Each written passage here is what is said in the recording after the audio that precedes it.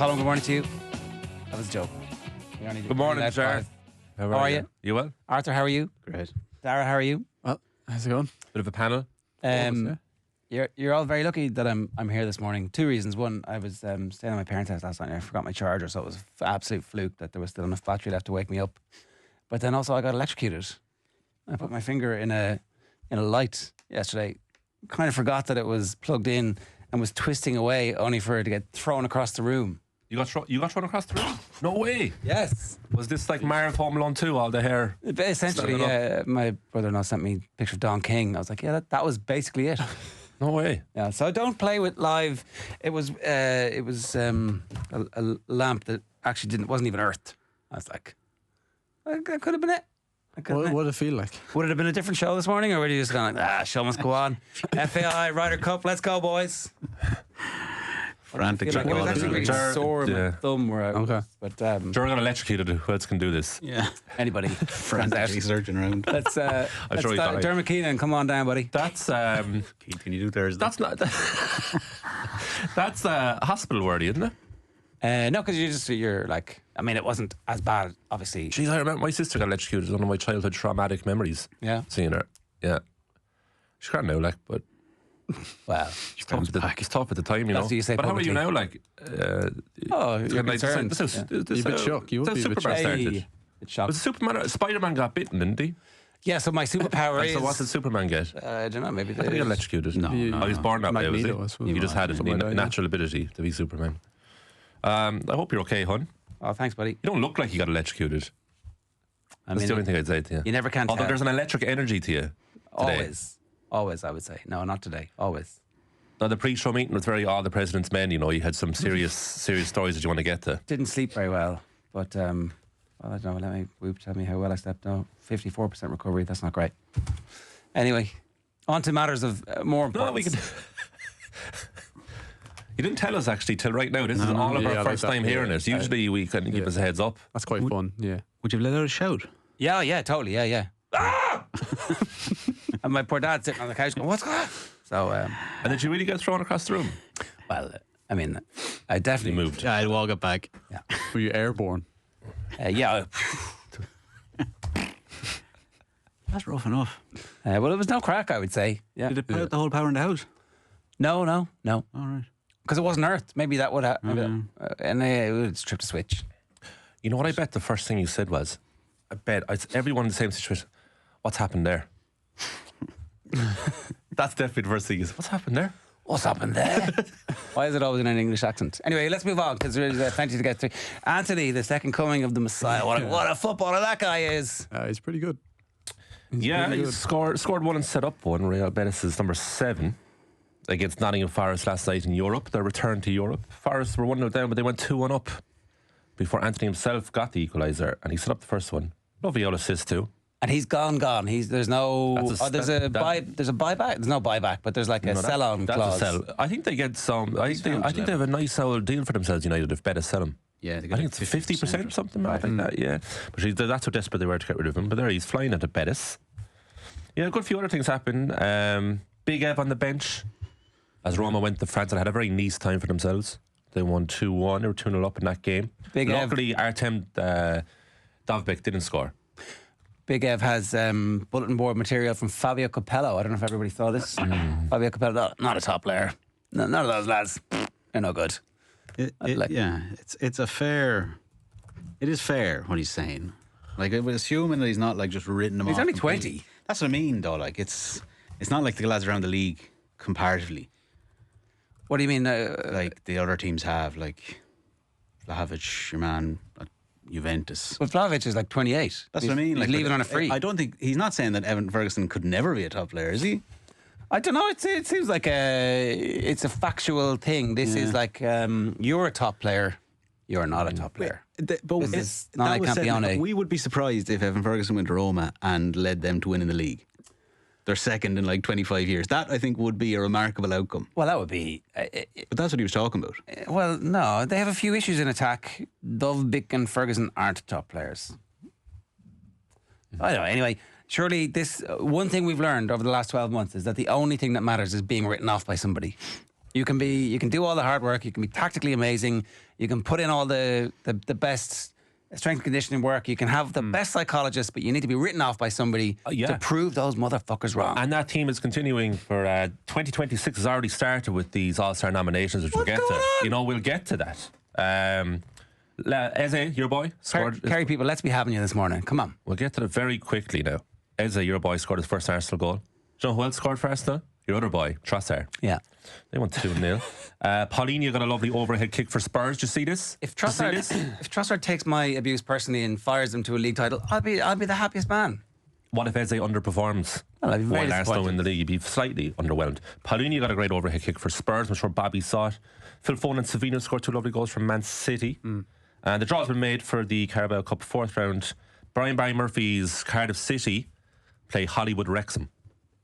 Oh, Yeah. an all Wales derby. Yeah, Welsh derby for sure. They go to Wrexham as well for that one. So that's what you had last night. Newcastle also hammered Bradford 4-1 at home. And Liam Scales played as Celtic threw at Reds there in Europe as a 1-1. Kelechi Iheanacho scored. You were telling us before some interesting fact. Liam Scales played a passionate game. Marko Arnautovic, the former Stoke striker, of course. Once for Red linked with Star. Manchester United, of course. Yeah. Scored a scrappy old goal to equalise in that game, and Liam Scales just happened to be at the back post where Marko was trying to leave with the ball after he'd scored, and they bumped into each other, and then they bumped into each other again, and Marko kind of just grabs his collar and says, "Get out of my way," and Scales doesn't move. Good man, Scales Scales. turns around and says, "I'm not moving," You know, that wasn't and then they both moved out of the way, and that was it. But wasn't a bad Scales impression, that as well. you reckon? Yeah, it was pretty good. He's just He's just And spoken in Irish to him. So that's what I mean. It's a good accent.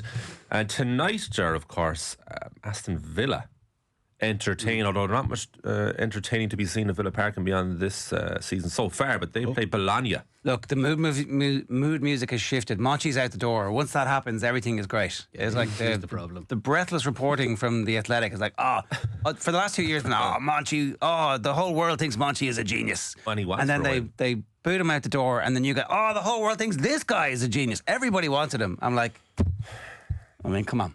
If they're under 16s and under 18s and under 20s were as good as you've been telling me for the last 8 years, they'd now be European champions for successive seasons. So Does it happen? Because I'm not paying as much attention to the Villa stuff, to be fair, but like for the Man United stuff, because it's such obviously great business, click-wise, you'll have like under 18 fitness coaches getting announced.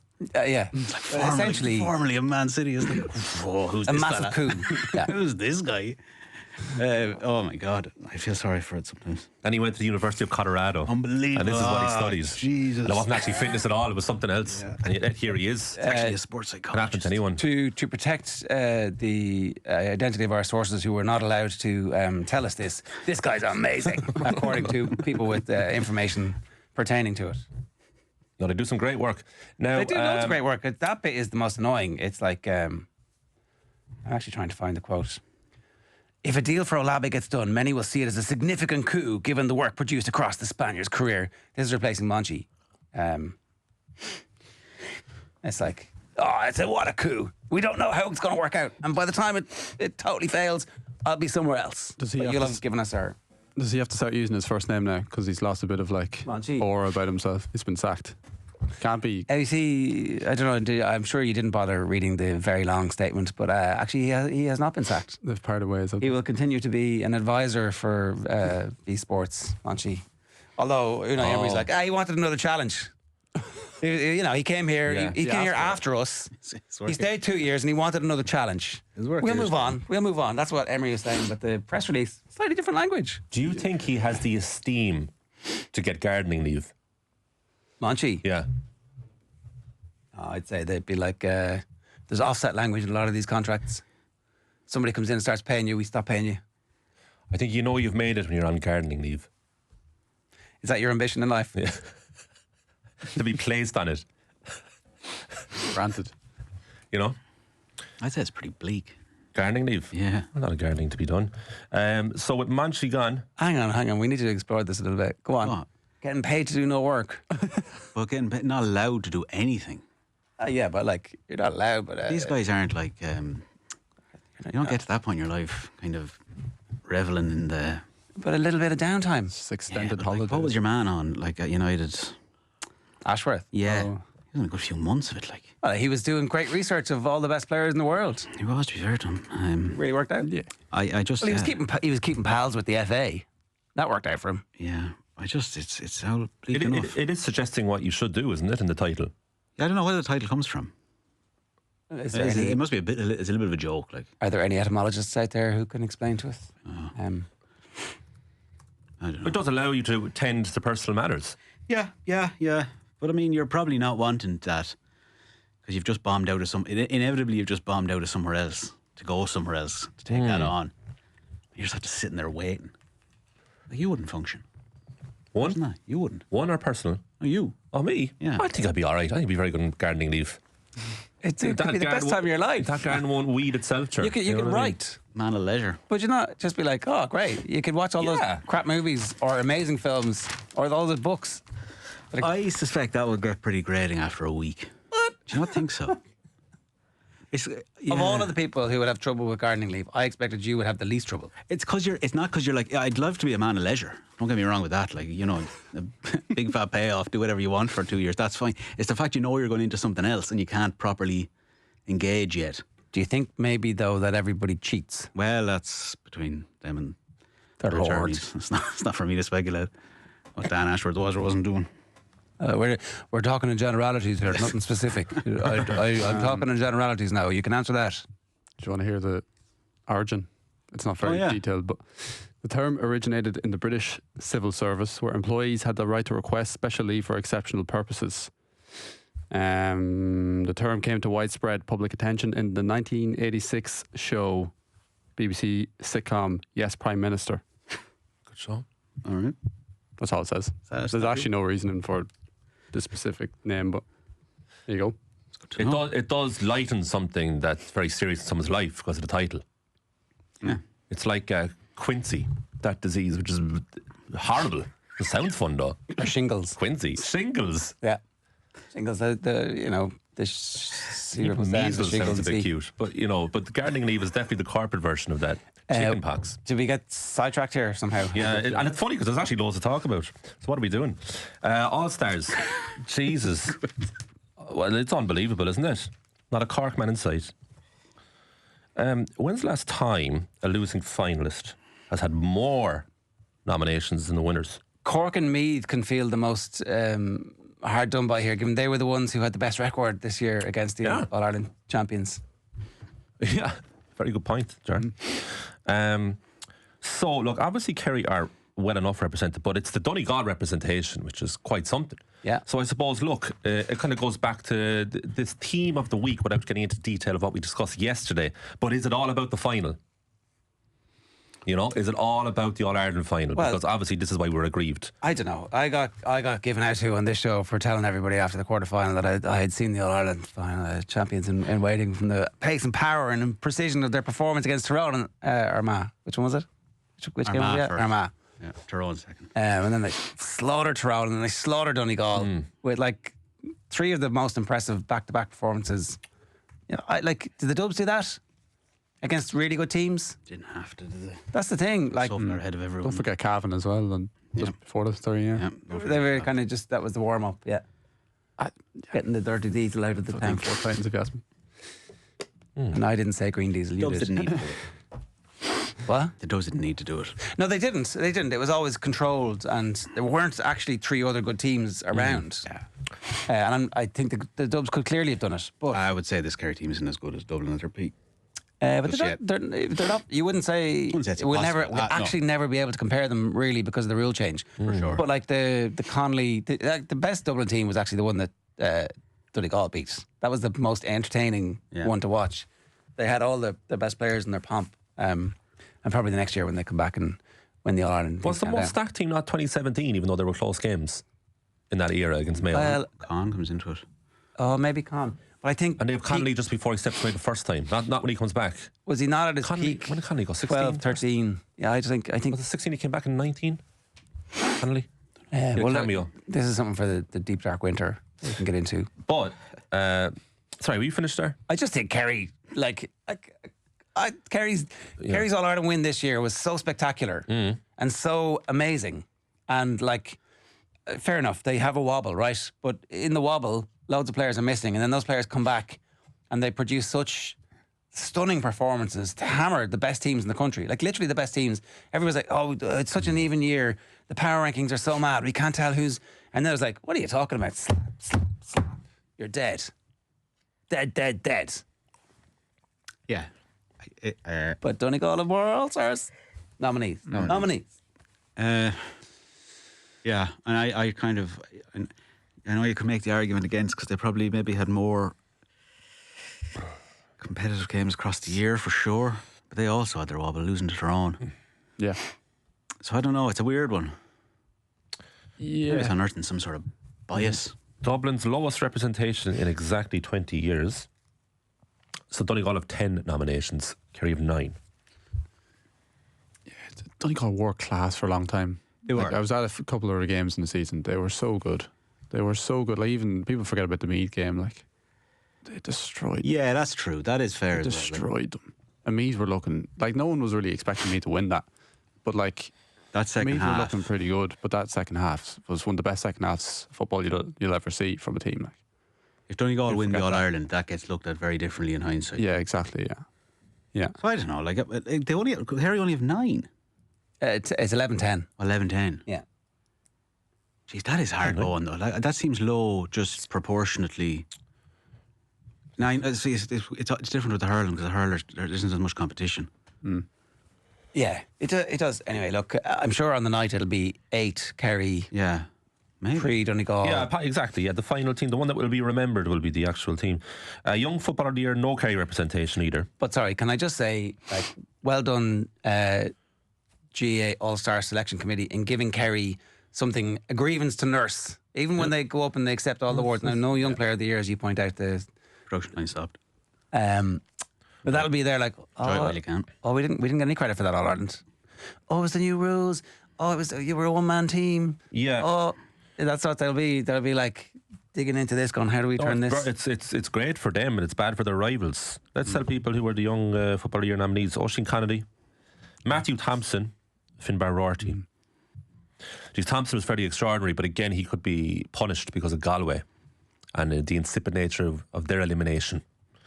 Where Thompson, among the rest of his teammates, wasn't that great that day. But up to that point, a bit like Donegal to the final, was excellent. He's brilliant to watch as well. Yeah, he's not class. too many players He's very like him. Roddy Clifford type of player. Genuinely enjoyable to watch play. Very good player. And then the Footballer of the Year, just in case you're waking up to this news, nominations: David Clifford, of course, Michael Murphy, and Joe O'Connor. And you and I asked David Clifford about, was it Joe O'Connor actually, would he threaten you for Footballer of the Year? And he's a good player, good player.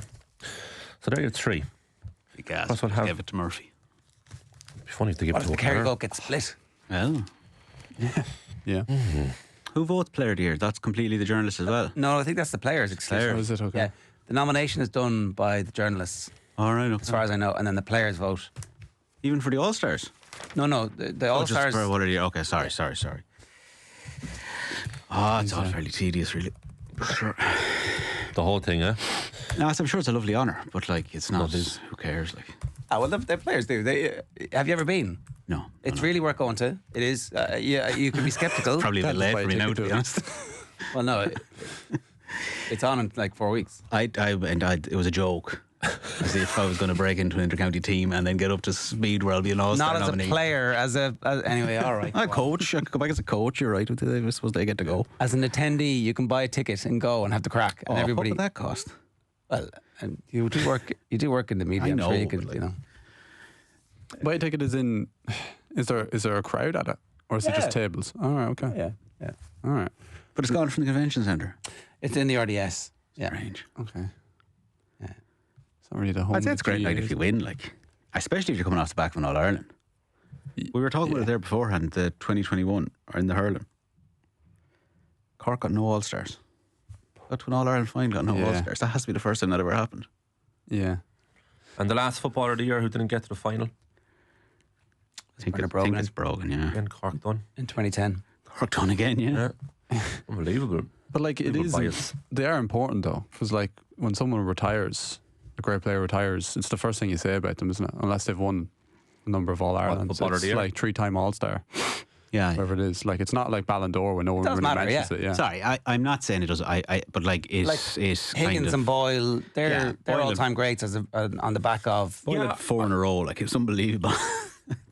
I think it depends on the player and the county they're from. Like Craig Lennon there last year was a massive achievement to get an All-Star, right? But then Patrick Horgan yesterday, we were a while mentioning that he got 4 All-Stars. You know what I mean? Yeah. It depends. Yeah, I think though, when the heat comes off it, people will go, he did over in such a long period of time show up on the team of the year regularly. So the argument is being made less and less, I think, failure, loser. I think that seems to have gone largely from the discourse. But it does. There is this historic legacy where he was voted by the people who are watching games. I hope they're watching games. On the team of the year 4 times. 4 times in 18 years. It's like an incredible. You're like, That's it, there's yeah. lads who did it 4 years in a row. Well, yeah. His position was pretty stacked over the years. Yeah, in come fairness. on. What are you talking about? He's like him a up against Canning, up against who were the other 37, Callanan 38 as clubs? well. Callanan. There was somebody else, wasn't there? I mean, TJ. I would say 4 times in 18 years would be a pro. Yeah, I would because say so you too, spread yeah. it out like you're not like 3 in a row. Well, 3 in a row is like we can all have purple patches. It's Like, longevity. Yeah, I mean, Ferguson only won the We can all European win Cup 3 twice All-Stars. in 18 years, and he was a champion every year. So, like, what? You know what I What a mean? loser. You know what I mean? So that is the All-Stars. We'll talk with Tommy about that imminently. Loads of other stuff happening. It's the eve of the Ryder Cup and it's the day after the Oireachtas committee with the FAI. What do you want to talk about first here? I'll go Oireachtas. Well, so the first 20 minutes seemed to be a stonewalling of questions by the FAI contingent, and then Nathan was actually on the radio last night and he'll join us again very soon. That after that it got a bit better and they kind of expanded and opened up with their answers a bit, but largely, and certainly this is the tone of the papers this morning, is that it was a day of immense frustration once again in this partnership that has no chemistry, the Oireachtas committee and the FAI. They can't get it together at all, and it leaves me feeling quite borderline angry about how pointless the whole thing is. Go on. Particularly from the Oireachtas committee point of view. It was like, I'm really trying to take this thing seriously, and as Nathan firmly pointed out last night, and correctly, these are serious topics, talking about historical abuse, the women's team in the 1990s. This is serious.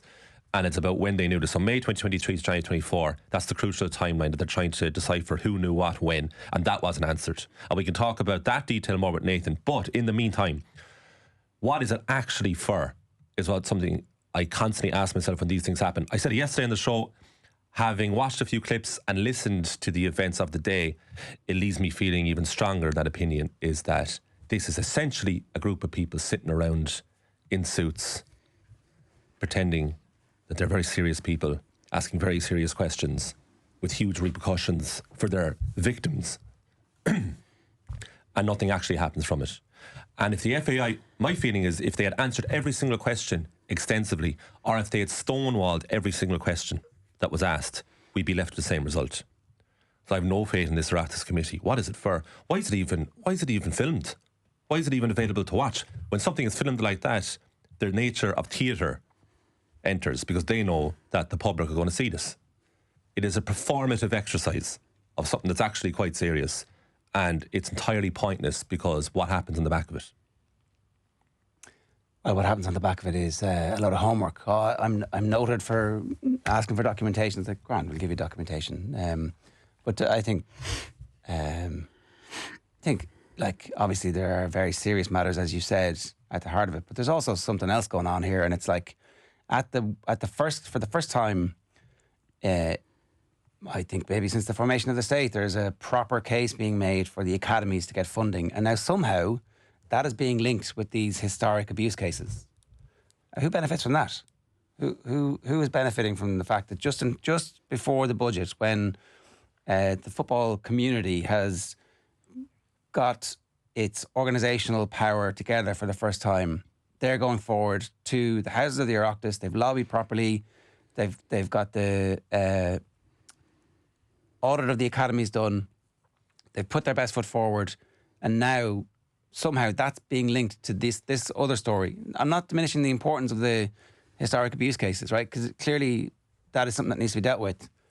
I mean, I presume similar historic abuse cases and who knew what when would be excavated in the other major sporting organisations. There was a reference made to, we'll call Swim Ireland in to talk to them about this. I'm like, okay, fair enough. Well, I'm sure the GAA and the IRFU and the Scouts, all of these organisations have these things to deal with. But it has nothing to do with the funding of the academies, which is actually going to be done by the clubs, you know. So the FAI will be involved in terms of like, we've lobbied for it and here's what we think should happen. And as far as I know, it's going to be administered through Sport Ireland. The most important thing that happened yesterday was Dr. Una May from Sport Ireland when she was asked by CHAP, do you have 100%? 100%? And she was like, yeah, they did everything they were supposed to do. Like, I was like, all right. Okay, so the Sport Ireland person, who's the only independent person in the room, who's not there to grandstand or for airtime or, you know, like has been appointed properly to her position, says, I'm happy that they followed everything they were supposed to follow. That's it. That like, not this self-aggrandizing, puffed up, I'm very important here and I'm going to ask you very questions and you better, the body language thing, like, gosh, your body language. Yeah, like, the optics of wanting to be seen to be very stern and asking very tough questions seems to be the biggest goal from the committee. While they were very strong in their questioning, they were insistent on getting some information and it wasn't forthcoming and the frustration grew. And that is the continuing reporting from these committees when it comes to the FAI. The very tough questions the FAI refused to answer, very frustrating. And the FAI are a bit of a rabble. This is a waste of time. But we'll do it again. You know, we'll have another one of these. Oh, it's like a lap of honour. We'll get to go. We'll get to go at you again. And I don't know how many people, not necessarily fools, but that agree with the committee side of it, because accountability is obviously important. All the papers today have got, the FAI got hammered yesterday. Serious question marks about their ability to run the organisation. I'm like, really? Is that your takeaway from that? Not this group of like, I don't know how successful these political careers have been. Some of them have never stood for election. Some of them have stood for election and been rejected. Some of them are independent senators. Some of them are failed party leaders. They're grand, right? Like, but it's you've insulted the country by your actions here today. They have not. They have not. They've come into a committee who, it seems to me, didn't fully understand the difference between a legal case and a criminal case. I don't know. We actually had a clip of Alan Kelly talking about the legal case afterwards with Nathan. Can we play this? In relation to the actual committee meeting itself, they've set out that they have reasons why they wouldn't answer questions relating to specific cases. We always understood that. They've also made reference to some Garda documentation that they provided us with, which was a one-liner saying it'd be preferable if the cases they're referring to were dealt with before they come in front of the committee. If that's the case, every single committee here probably wouldn't meet for decades, because ultimately there is always legal cases, and even legal cases can be put forward for different reasons, and on rare occasions manufactured in order to prevent people possibly coming in here if that was the case. So they all have to be dismissed. Once the committee meeting's begun, it was really, really difficult to look at an organisation that refused to answer questions relating to what is obviously out there in the public media, relating to issues that predate January 2024.